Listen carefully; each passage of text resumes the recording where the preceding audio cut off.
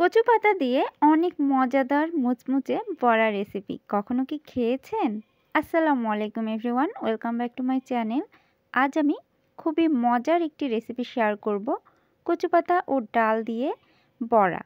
তো চলুন কথা না বাড়িয়ে রেসিপিটি দেখে নিই। এর জন্যই লাগছে প্রথমে 1 কাপ খেসারির ডাল, 1 কাপ মসুরের ডাল, 1 কাপ দিচ্ছি মুগের ডাল। এখানে আমি এই 3 রকমের ডালটা দিয়ে তৈরি করব, আপনারা চাইলে আরও ডাল দিতে পারেন। দিয়ে দিচ্ছি হাফ কাপ পোলাওয়ের চাল। এখন এই ডালগুলোকে ভিজিয়ে রাখবো 2 ঘন্টার মতো। 2 ঘন্টার মতো ভিজে গেলে এগুলোকে বেটে নিব। তো আমি পাটায় বেটে নিচ্ছি। তো বেটে নেওয়া হয়ে গেছে, এগুলোকে এখন একপাশে রেখে দিচ্ছি। এখানে আমি কিছু কচু পাতা পরিষ্কার পানিতে ধুয়ে নিচ্ছি। তো পাতাগুলো কেটে ধুয়ে নিচ্ছি। আমি কিভাবে কেটেছি দেখুন, এই যে বোটাগুলো একদম গোড়া থেকে কেটে নিতে হবে। সবগুলো পাতা খুব ভালোভাবে কচলে পরিষ্কার করে ধুয়ে নিচ্ছি। ধুয়ে নেওয়া হয়ে গেলে এগুলোর পানি ঝরিয়ে একপাশে রেখে দেব। এখন ডাল বাটার সাথে কিছু মশলা দিয়ে দিব। দিয়ে দিচ্ছি 1 চামচ রসুন বাটা, হাফ চামচ আদা বাটা, হাফ চামচ জিরা বাটা, হাফ চামচ হলুদের গুঁড়া, 2 চামচ দিয়ে দিচ্ছি শুকনো মরিচের গুঁড়া, এখানে ঝালটা একটু বেশি দিয়েছি, 1 চামচ দিচ্ছি লবণ। এখন এই মশলা আর ডাল বাটাগুলো একসাথে খুব ভালোভাবে মেখে নিচ্ছি। তো আমার এই ডোটা দেখেই বুঝতে পাচ্ছেন খুব বেশি পাতলা হয়নি, পাটাতে বেটে নিয়েছি। এজন্য চেষ্টা করবেন পানি ছাড়া বেটে নিতে, একটু শক্ত হলেই ভালো হয়। তো মেখে নেওয়া হয়ে গেছে। এর মধ্যে দিয়ে দিচ্ছি লেবু। আমি গোটা একটা লেবু এর মধ্যে চিপে দিয়েছি। লেবুর রসটা অবশ্যই দিতে হবে, তা না হলে গলায় ধরতে পারে। এখন লেবুর রসটা এই ডোটার সাথে খুব ভালোভাবে মেখে নিচ্ছি। মেখে নেওয়া হয়ে গেলে আমি আগে থেকে যে কচু পাতা রেডি করে রেখেছিলাম, এগুলো উল্টা পাশ করে ডালের মিশ্রণটা এর মধ্যে দিয়ে দিচ্ছি। তো খুব ভালোভাবে চেপে চেপে দিতে হবে, তা না হলে এর গায়ে কিন্তু লাগতে চাবে না।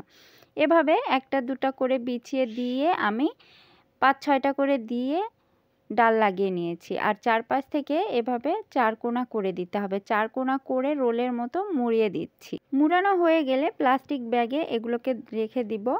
আর দেখুন এখানে আমি 3টা বানিয়েছি, 3টা একসাথে আবারও একটা প্লাস্টিক ব্যাগে ঢুকিয়ে দিব।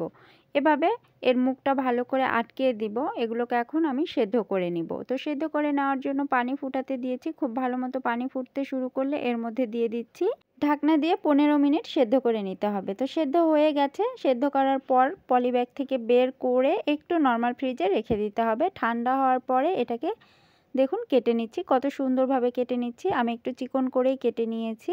কাটার পর দেখতে কত সুন্দর লাগছে, ঠিক যেন পান্তুয়া পিঠা বা ডিম সুন্দরী পিঠা। তো যাই হোক, এগুলো কেটে নেওয়া হয়ে গেছে। এগুলোকে তেলে ভেজে নিলেই রেডি।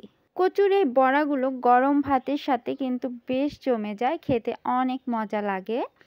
তো এগুলো এখন আমি ভেজে নিব। ভেজে নেওয়ার জন্য একটি প্যানে পর্যাপ্ত পরিমাণে তেল দিয়ে দিয়েছি। তেলটা একদম হাই হিটে করে নিতে হবে, তারপরে একে একে সবগুলো দিয়ে দিতে হবে। যেহেতু এগুলো সেদ্ধ করাই আছে, এজন্য হাই হিটে এগুলোকে ভেজে নিতে হবে। তো 2 মিনিট পরে আমি এগুলোকে উল্টিয়ে দিচ্ছি।